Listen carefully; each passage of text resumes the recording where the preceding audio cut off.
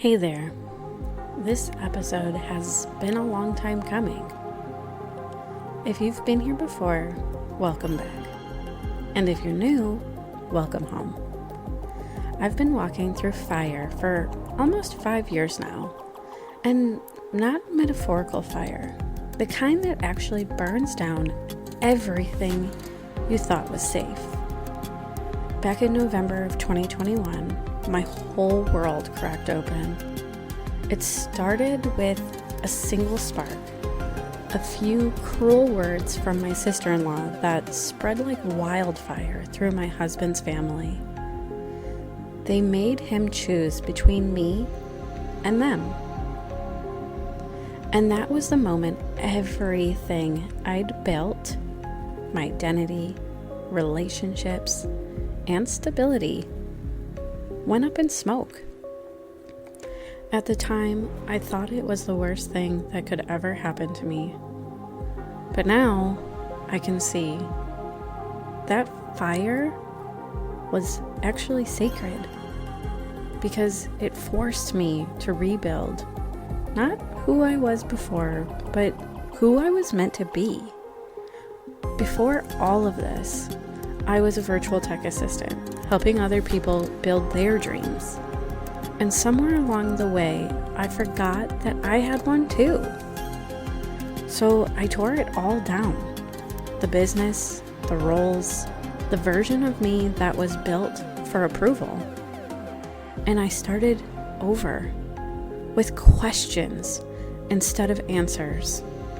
Who am I? Why am I here?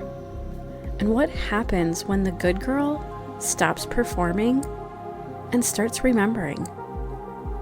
That's how this version of me was born. The one obsessed with the truth, soul, and self-discovery. The one who built the Sacred Dark Society and Monster Marketing and Collapse and Consecration. Not as brands, but as altars to what it means to actually come home to yourself. So if you've been through your own burning, if life you once recognized no longer fits, you're in the right place. Because you're not late to your awakening. You are right on time. Because sometimes the universe doesn't whisper. Sometimes it lights the match. And this time, I'm not coming back to pick up where I left off. I'm coming back as someone entirely new. Someone forged in the flames. So let's begin with the moment everything collapsed.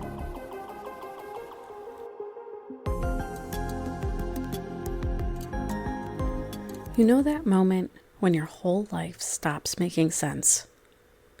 When you're standing in the middle of it all, realizing that the version of you holding it together isn't built for what's coming next. That was me. Back in November of 2021, the day my sister-in-law said things about me that would change everything. Cruel things. Things meant to break trust, to make my husband question who I was, trying to convince him to leave me. And the worst part wasn't the words. It was the realization that people I thought were family, people who smiled to my face, actually wanted to see me fail. And I started to believe them. They made my husband choose between me and them. And in that moment, I felt like the floor fell out from under my entire life. Everything I thought I could count on burned down. Family, safety, my reputation, and my entire identity. Gone.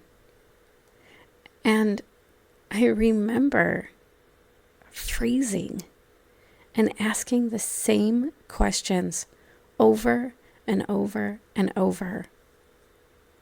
Why does nobody like me? Why does everything bad always happen to me? Why does it feel like I am never enough for anyone, no matter how hard I tried? Why do I keep ending up here, misunderstood, unwanted, and exhausted from trying to be good and please everyone but me? And at that time, I didn't know that those questions were the start to my awakening. I just thought I was breaking.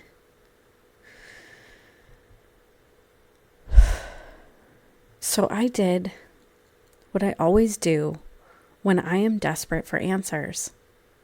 I started searching. And I don't mean in a church or therapy, and not in someone else's approval. I simply opened Google and typed, "How do I find out who I really am?" And that tiny search turned into a giant rabbit hole that saved me. Through astrology, moon phases, psychology, Kabbalah, sound healing, and just another breadcrumb leading to another breadcrumb, I learned that astrology wasn't about predicting the future or figuring out how I felt in a day. It was about remembering who I already was designed to be. The moon phases weren't about rituals. They showed me how to honor my own cycles instead of fighting them. And psychology taught me that I was not broken. I was simply conditioned. And human design showed me how I flow in the world. All of it, just simply all of it, was trying to teach me how to come home to myself. And little by little, I stopped asking, why is this happening to me? And I started asking, what is it trying to show me? And the more I learned, the clearer it became. Everything was actually happening for me. It wasn't punishment, it was preparation. But here's the part no one warns you about.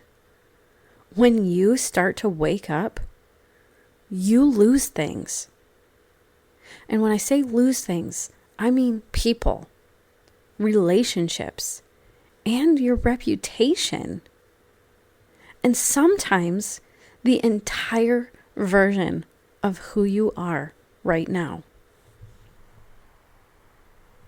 Even now, years later, my husband's family still calls me a devil worshiper. People whisper that I don't believe in God, or I'm dangerous, or dark, or simply crazy, which, I mean, let's be real, I can be crazy at times. But that's besides the point.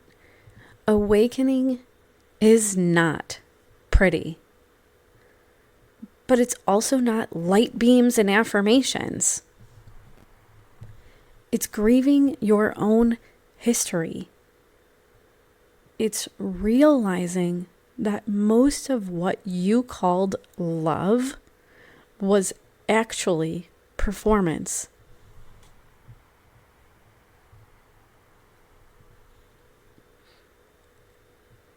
And even though those words used to hurt me, it would wreck me. But I realized they weren't talking about me. They were talking about the version of themselves that is still asleep. People project fear when they see someone living free. They may call you dangerous when your truth threatens their illusion. They see freedom and call it a rebellion. And they see self-trust and call it a sin.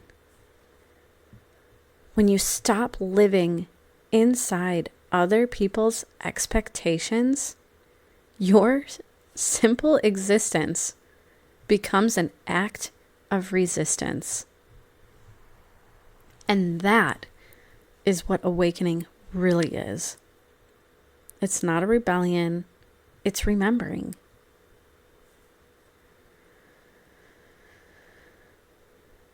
Awakening is not about light and peace. It's about honesty. Brutal, soul-level honesty. Realizing that you've been performing, living someone else's version of you. It's losing your masks, your labels, and your certainty. Because once your soul wakes up, pretending simply becomes impossible. You stop shrinking to fit into rooms that were built for your silence. You stop begging for belonging from people who only love you when you're small. And you start listening to that quiet, steady voice that whispers, "This isn't it. Keep going." That voice is truth. It's the same one that guided me out of that fire and into the life I have now. The business, the community I'm building, the freedom, and the faith that doesn't need a building. I would not have my farm and crochet and my children that light up in every day if I didn't follow the fire. And I can see that clearly now. Everything that burned was meant to. The betrayal, the isolation, and the silence. Every ember was an initiation to shake me awake, to strip away everything false, and to make me remember. I didn't lose God. I found the divine inside myself. I didn't lose myself. I found the woman beneath all of the expectations. And I didn't fall apart. I fell in. So if you're in that place right now, where it feels like everything is collapsing, where the people you love don't understand you, where you're starting to question every rule you were taught, please hear me. You are not crazy. You are waking up. You are not losing everything. You are being stripped down to the truth of who you are. Keep going. Keep questioning. And keep shedding. Because the fire that feels like it's destroying you is actually the thing that's setting you free. This is what I mean when I say collapse and consecration.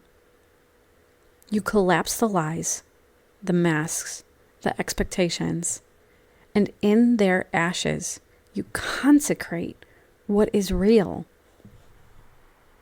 That is what I've been doing for 5 years now. Burning, rebuilding, remembering, and repeat. And maybe that's what you're doing too. So wherever you are in your story, if you're in the ashes or rising from them, just know this. The collapse is not your ending. It's your invitation home. You're not falling apart. You're falling into yourself. If this episode resonated with you, share it with someone who's in their own unraveling. You never know whose darkness might become their doorway back home. And if you want to dive deeper into this kind of shadow truth, join me inside the Sacred Dark Society. It's where we will talk about things without fear, without masks, and without apology. And until next time, collapse, consecrate, and come home to yourself.